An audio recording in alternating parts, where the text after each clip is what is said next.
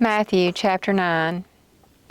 Getting into a boat, Jesus crossed over the Sea of Galilee and came to his own city.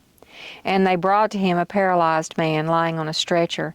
And seeing their faith, Jesus said to the man who was paralyzed, "Take courage, son, your sins are forgiven." And some of the scribes said to themselves, "This man is blaspheming." And Jesus, perceiving their thoughts, said, "Why are you thinking evil in your hearts? For which is easier to say, 'Your sins are forgiven,' or to say, 'Get up and walk'? But so that you may know that the Son of Man has authority on earth to forgive sins."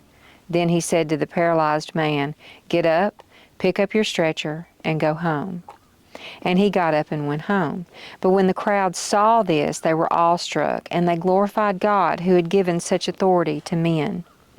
As Jesus went on from there, he saw a man called Matthew sitting in the tax collector's office, and he said to him, "Follow me." And he got up and followed him. Then it happened that as Jesus was reclining at the table in the house, behold, many tax collectors and sinners came and began dining with Jesus and his disciples. And when the Pharisees saw this, they said to his disciples, "Why is your teacher eating with tax collectors and sinners?" But when Jesus heard this, he said, "It is not those who are healthy who need a physician, but those who are sick. Now go and learn what this means. I desire compassion rather than sacrifice, for I did not come to call the righteous, but sinners." Then the disciples of John came to him asking, "Why do we and the Pharisees fast, but your disciples do not fast?"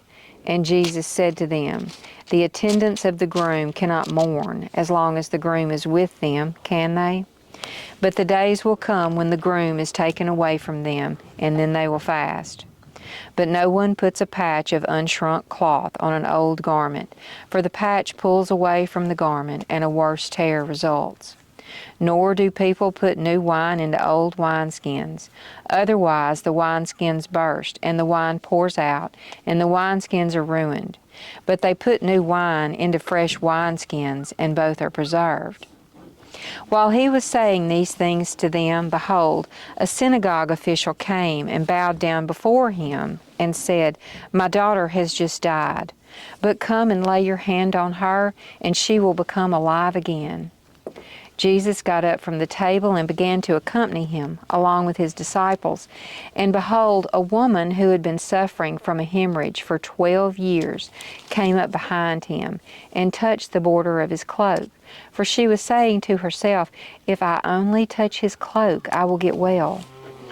But Jesus, turning and seeing her, said, "Daughter, take courage. Your faith has made you well."